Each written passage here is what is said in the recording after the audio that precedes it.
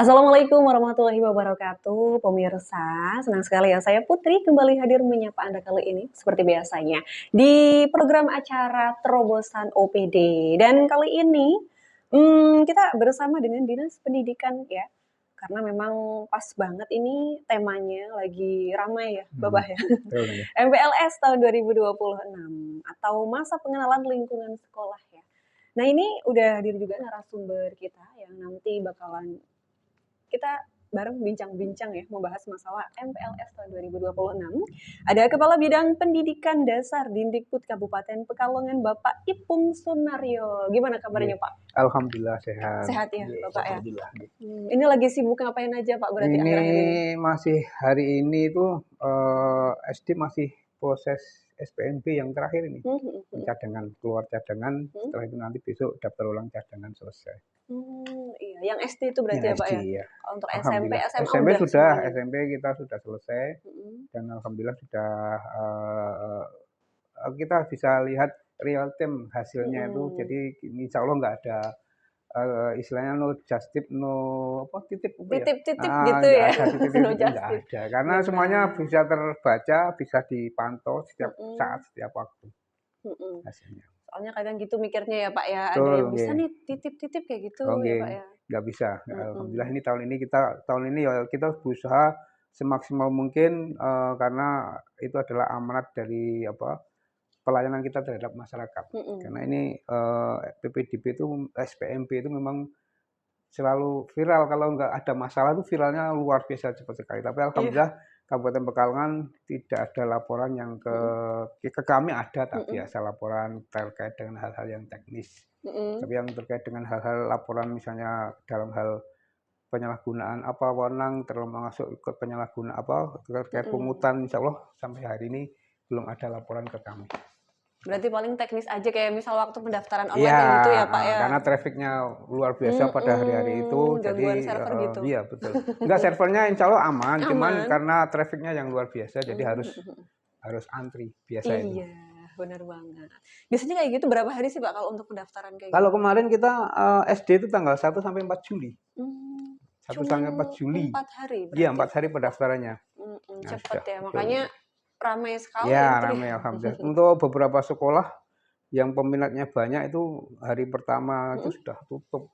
Hari pertama, Hari Pak? pertama, hari kedua itu sudah tutup full pendaftarnya. Saking banyaknya peminatnya. Tapi dengan adanya aturan yang baru saat ini, memang mendasari dari Permendikdasmen nomor 3 tahun 2025, termasuk juga Kemendikdasmen yang nomor 14 tahun 2025 juga ini, bahwasanya penataannya sudah sedemikian hingga misalnya sekolah itu mau nambah jumlah siswa atau nambah kuota rombel itu nggak bisa. Sudah sejak awal sudah diputuskan. Jadi contoh hasil misalnya SMP 1 Kajen, dia diputuskan minta 10 rombel dengan jumlah siswa per rombelnya 332, berarti ada 320 siswa baru. Nah, saat pendaftaran mulai jalan, kalau sudah sampai 320 nggak bisa disisipkan satu pun nggak bisa. Nanti kalau misalnya sampai disisipkan tuh nanti dampaknya adalah invalid dapodik. Dampak dari invalid dapodik itu nanti parah, itu nanti bosnya nggak cair, gaji gurunya nggak cair, termasuk sertifikasinya. Repot itu nanti siapa yang nanggung? Itu kalau misalnya disisipkan satu tok. Padahal cuma satu ya Pak? Iya, karena sudah dikunci dari sananya dapodiknya sekian. Nah, termasuk dalam pengajuan rombel itu sebenarnya kita diberi kesempatan untuk pengecualian. Kan kalau SMP itu standarnya per kelas itu kan 32 siswa. Itu bisa lebih dengan ketentuan misalnya banyak ketentuan yang harus kita datanya itu harus fix. Misalnya jumlah pendaftar dengan jumlah daya tampungnya, nah ini yang nanti datanya harus cukup. Nah misalnya contoh aja, salah satu contoh saya masih ingat sekali, salah satu SD di daerah Bojong. Itu saya tahu di SD itu wilayahnya penduduknya sangat padat di situ karena ada pabrik baru itu ya. Nah padat sekali, ada orang mutasi pindah ke situ karena pekerjaannya di situ, perumahan baru muncul di situ. Tapi ketika itu sekolah mau mengajukan 2 rombel, Oh, usul 2 mhm rombel. mhm. Tapi setelah diajukan ke kementerian, kami seperti di sidang itu, Mbak, ya, eee, itu ditolak. Nggak Karena boleh. apa? Satu, nggak ada ruang kelasnya, menurut datanya Iya, sana. heeh heeh. Ruang kelasnya nggak ada, jadi kalau nambah ruang kelas nanti muridnya dikasihkan di mana? Heeh. Terus tidak ada juga, gurunya, yang ngajar Mhm nanti mhm siapa? mhm mhm. Lah, sana bisa, berargumentasi seperti itu karena datanya adalah di SD 1 di desa Mhm. itu biasanya kurang murid. Oh, mhm Nah, kurang murid, mhm. gara-gara tidak ada pemerataan tadi. Iya Jadi bener. siswanya banyak yang menuju ke SD yang favorit di Heeh, desa itu aja itu, ya, Pak, mhm. ya? Nah, SD sebelahnya Sepi. sepi. Tapi dengan aturan ini akhirnya tahun ini alhamdulillah Rata? dua-duanya bisa penuh, Penuh. iya. Iya, Nah, nah itu ini tadi salah bener. satu, kebijakan yang Heeh. mungkin insya Allah lebih baik lah daripada Mhm. tahun-tahun yang lalu. Iya bener Dan bener. kami pun dalam melaksanakannya pun sudah tahu, oh SD ini, SMP ini Mhm daya tampungnya sekian, rombelnya sekian. mhm Jadi kalau misalnya di jurnal itu kelihatan sudah mintip-mintip nggih, mhm. sudah, memasuki masa apa, hampir, misalnya kuotanya 100 dia di ranking 90-an itu sudah khawatiran mesti ada lah. Tapi kan itu Iya bener. harus dipantau terus. Mhm.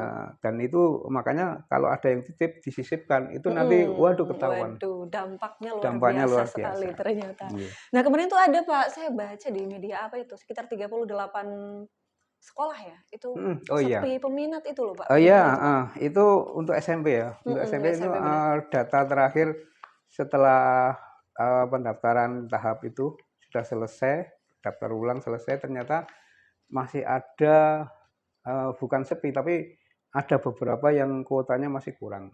Tapi memang Mhm. banyak, ada yang banyak, Mhm. lebih dari 50% itu, Mhm dari mhm. kuota apa, yang diajukan. Itu kebanyakan memang dari daerah, atas, Atas ya Pak? Satap. Oh iya, heeh heeh, Satap itu Satap, memang mhm. terus terang kami juga nggak bisa mampu apa, istilahnya karena memang sumber dayanya hanya sekitar itu. Di Mhm. Satap itu hanya SD-nya hanya itu aja dan itu lulusan di SD itu hanya terbatas itu aja. Mhm, iya. Nah, kalau di daerah bawah, contoh aja misalnya yang masih ada kuotanya itu SMP 1 Siwalan dan SMP 2 Siwalan. Mhm. Ini kalau kami menganalisa kecenderungan dari anak-anak lulusan SD sana ini, memang di situ kan ada wilayah perbatasan ya, Mhm mhm. Siwalan itu perbatasan dengan Sragi itu Mhm, ada, iya. perbatasan dengan yang, Wonokerto Mhm ada mhm. juga Siwalan yang berbatasan dengan Wirodesa. Wiradesa, mhm. Nah, anak-anak yang punya prestasi, dia mesti larinya ke sekolah-sekolah yang tanda petik dianggap favorit. Mhm Misalnya SMP 1 Sragi, SMP 2 Wonokerto, mhm. SMP 1 Wiradesa. Itu Iya. anak-anak yang prestasi di daerah Siwalan. Mhm. Nah, sebagian pula anak-anak di situ lulusan SD-nya banyak juga yang, ke swasta Mhm. atau bahkan yang mondok. Iya. Mhm. Jadi, untuk SMP 1, SMP 2 sampai hari ini kelihatannya saya katakan karena apa, data fix hari ini saya belum mengambil lagi, kalau data yang kemarin itu masih ada kekurangan, Mhm. masih ada kuotanya. Nah ini ada contoh salah satu itu di SD, termasuk juga di SMP 3 Tirto, Tiga Tirto. itu memang karena daerahnya kan rob. Iya ya, Pak. Jadi minat masyarakat untuk menyekolahkan anaknya di situ juga pikir-pikir, Nggak "Waduh, mau. setiap tahun awal tahun mesti apa, kena rob banjir itu." Iya. Tahun ini aja sampai hampir 2 bulan ngungsi sekolahnya. Iya ya, Pak, ya. Nah, Mhm. siswa-siswanya ngungsi, guru-gurunya ngungsi karena memang nggak bisa untuk digunakan untuk Mhm. pembelajaran. Mesti Mhm. orang berpikir, "Ah, kalau anak saya disekolahkan di situ nanti Mhm. gimana itu?" Mhm. Mungkin seperti itu, ada seperti itu. Iya. Makanya daerah-daerah seperti itu, sekolah-sekolah itu memang sampai saat ini masih ada kuotanya, Mhm. gitu. Nah, itu salah satu penyebabnya kayak gitu ya, Pak, karena Nggih. tadi termasuk kayak, tempatnya juga Ya, ya betul ya, karena mempengaruhi tempatnya juga mempengaruhi. ternyata. Nah, ini MPLS ramah dan anti perundungan ya, ini Pak Sunario menurut Pak Ipung. Anda oh, Pak Ipung, manggilnya Pak Ipung aja lagi, Pak. Iya. Tiba-tiba panggilnya ke Pak Sunario nih. Mmm, Pak Ipung ya, menurut Anda ini mengapa konsep MPLS ramah ya, ini sangat krusial dalam menyambut iya, siswa baru di tahun oke. ajaran ini? Terima kasih, matur nuwun. Ini terkait dengan setelah rangkaian selesai SPMB. SPMB. Nah, nanti mulai hari Senin tanggal 13 Juli itu adalah awal dari tahun ajaran baru Iya. 2026-2027. Biasanya awal tahun ajaran itu diadakan kalau dulu namanya MOS. Oh iya, benar Masa Pak. orientasi sekolah. Heeh. Beberapa tahun ini sudah berganti namanya MPLS, Masa Pengenalan Lingkungan Sekolah. Ya intinya sama. Cuman yang tahun ini lebih difokuskan untuk MPLS yang ramah. Itu maksudnya begini.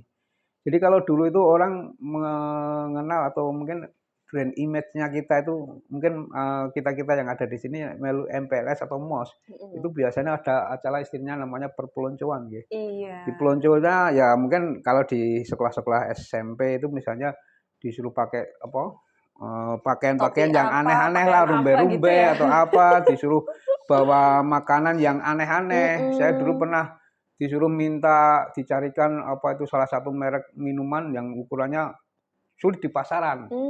Carinya sulit sekali lah ini. Dulu seperti itu. Iya.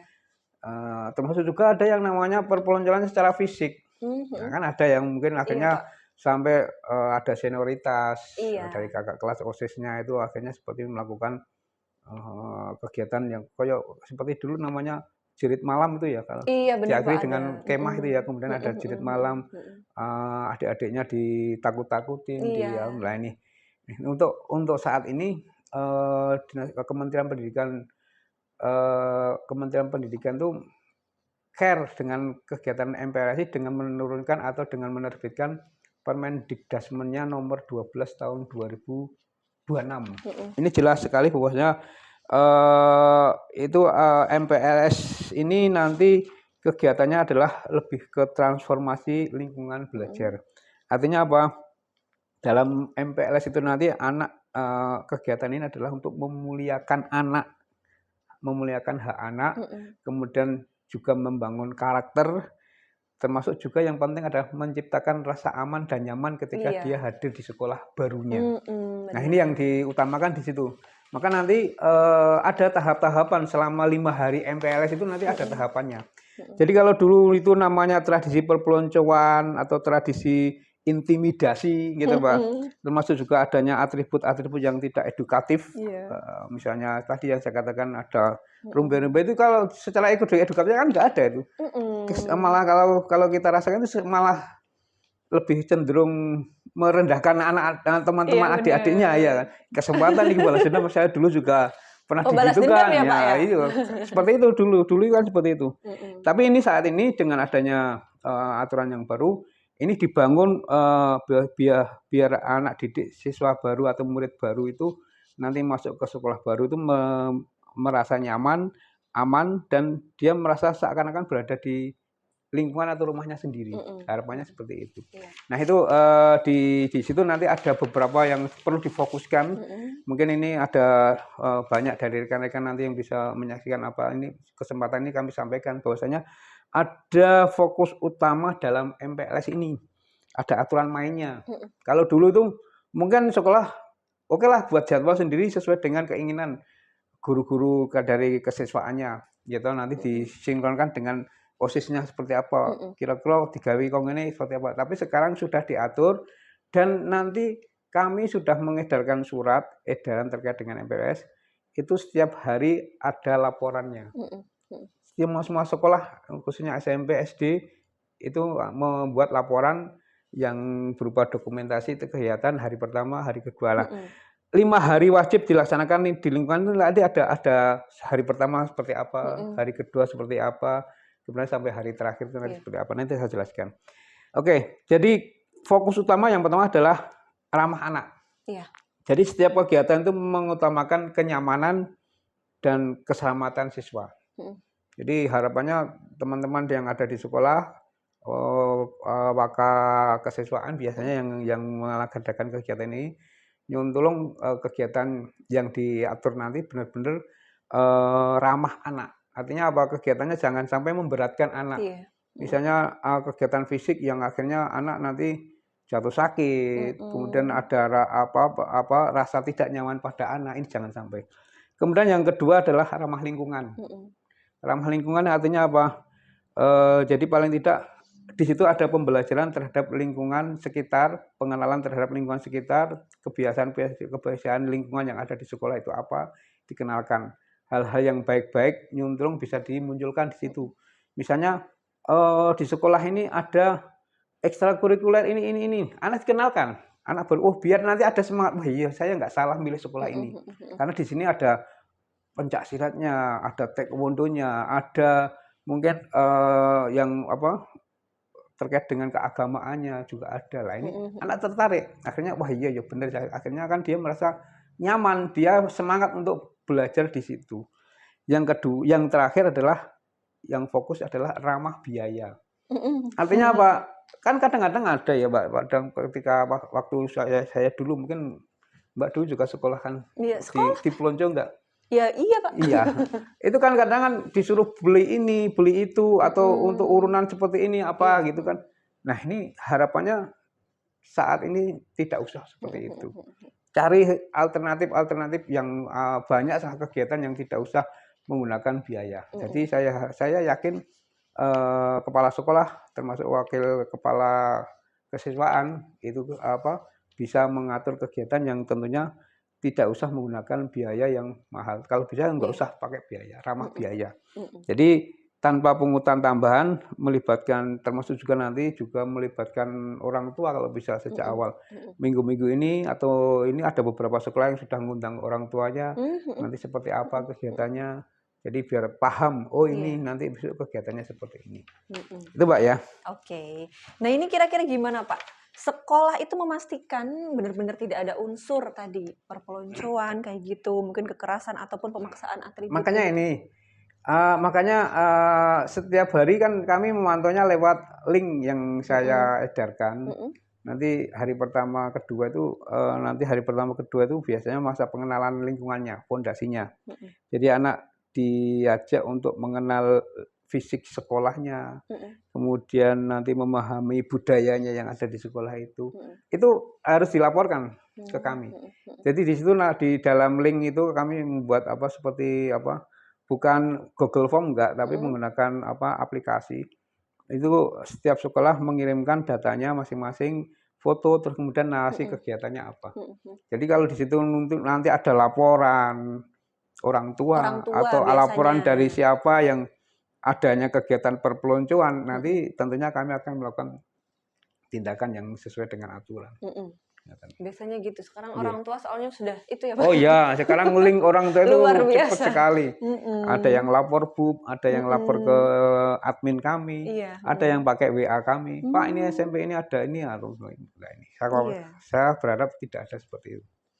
Terus untuk itu Pak, kayak peran kolaborasi antara pihak sekolah dan orang tua itu gimana itu nanti Pak dalam memantau adaptasi mental siswa mungkin di lingkungan belajar baru? Nanti di dalam MPLS itu harapannya memang peran orang tua diharapkan ada. Termasuk ini yang diutamakan ini kami sudah mengedarkan surat edaran ini per tanggal 8 Juli kemarin.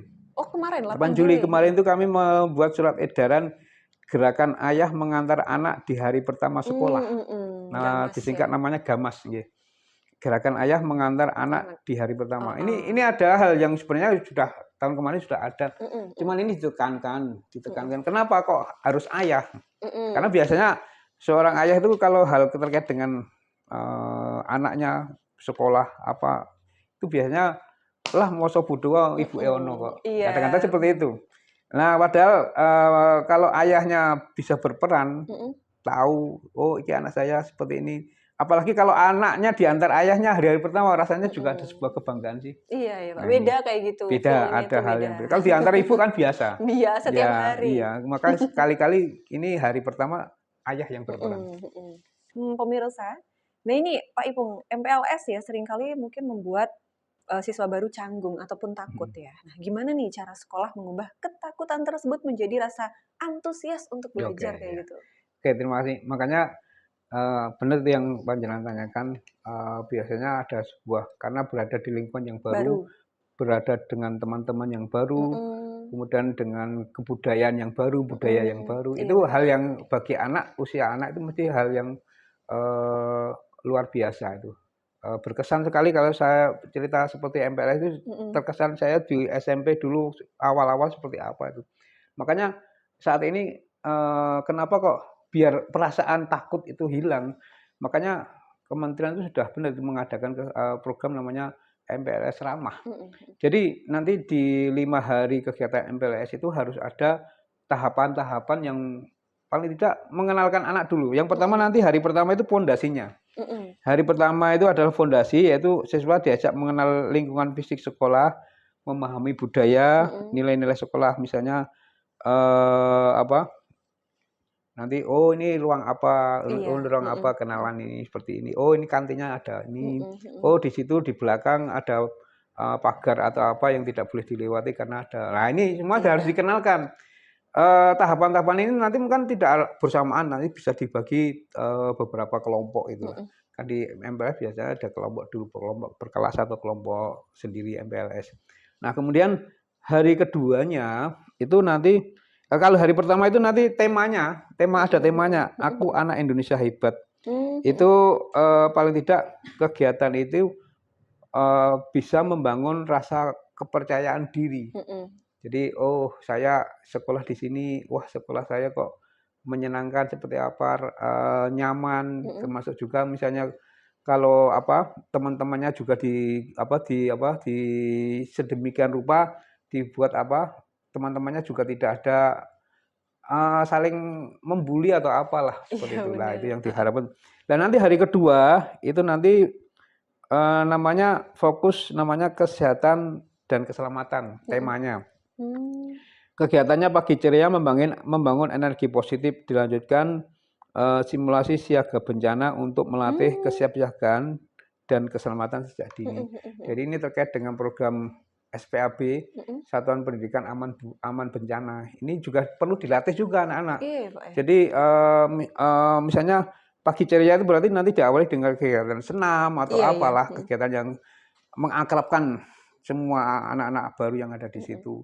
Kemudian dilanjutkan dengan kegiatan tadi kesiapsiagaan bencana, misalnya mohon maaf bencana gempa, bagaimana nanti anak awal kalau terjadi gempa dan pada saat itu berada di lingkungan sekolah, nanti guru juga akan membuatkan peta nanti titik kumpulnya di mana, titik amannya di mana. Itu semuanya seperti itu. Harus apa yang harus dilakukan ketika ada terjadi bencana, pertamanya itu.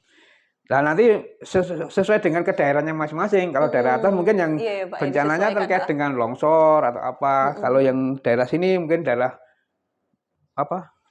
Kedunguninan itu kan mungkin daerah banjir ya. Kesiapsiagaannya seperti apa. Termasuk daerah utara yang biasa kena rob banjir itu. Nah hari ketiganya nanti ada namanya pemetaan bakat. Ini sudah diatur ya. Jadi pemetaan bakat nanti ada asesmen literasi tes, seperti tes asesmen pemetaan asesmen literasi dan numerasi, tapi yang awal lah untuk misalnya matematika dasar terkait dengan cara membaca cepat atau apalah. Kemudian pemetaan potensi dan minat siswa, termasuk literasi digital dasar, itu juga akan dikenalkan.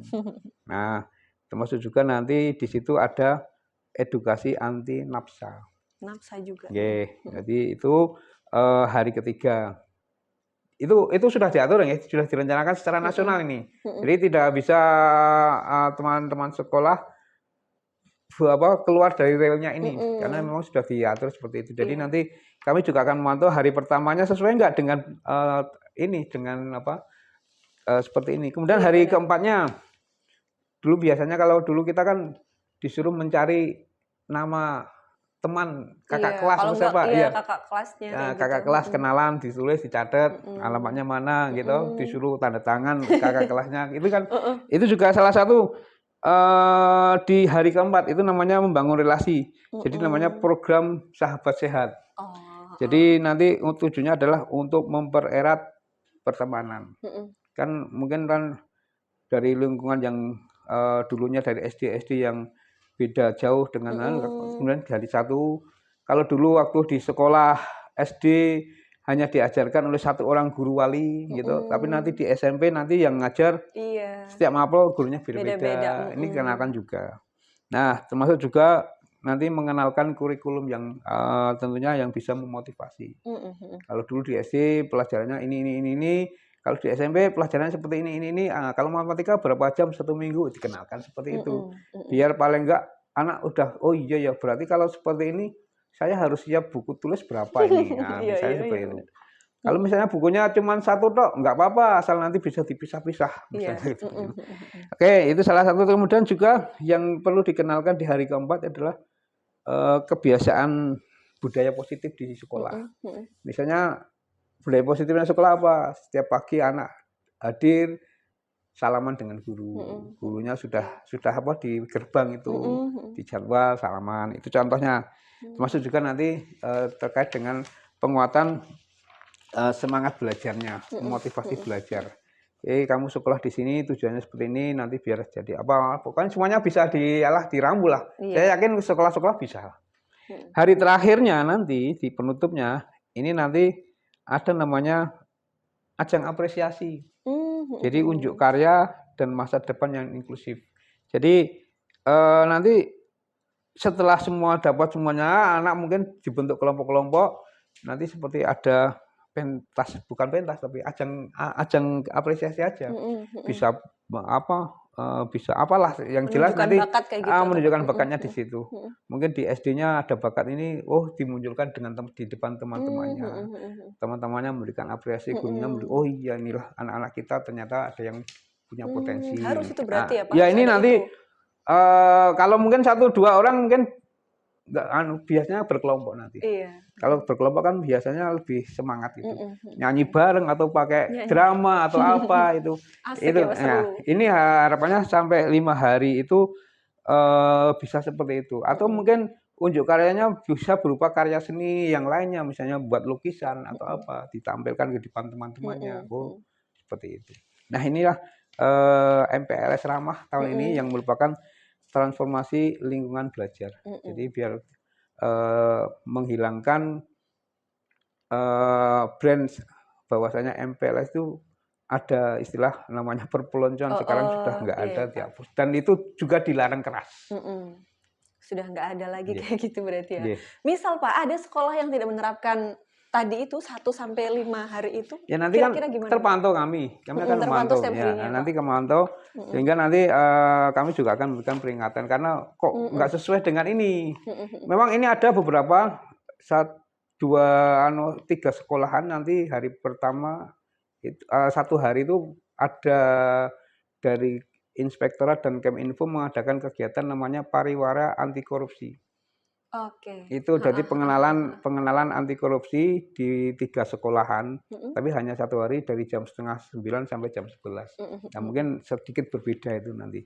Tapi itu nanti kegiatannya juga interaktif, tidak melulu anak dikasih ceramah, itu enggak. Enggak ya Pak ya. Nah, jadi ada kegiatan interaktif, mungkin menyenangkan juga dan tidak memberatkan anak, sehingga saya yakin teman-teman dari Inspektorat dan Kominfo sudah punya kegiatannya seperti apa. Ini kemarin sudah dikoordinasikan dengan teman-teman di sekolah yang dituju. Yaitu ada 3 SMP, yaitu SMP 1 Wonopringgo, SMP 3 Bojong, dan satunya adalah SMP 2 Kesesi.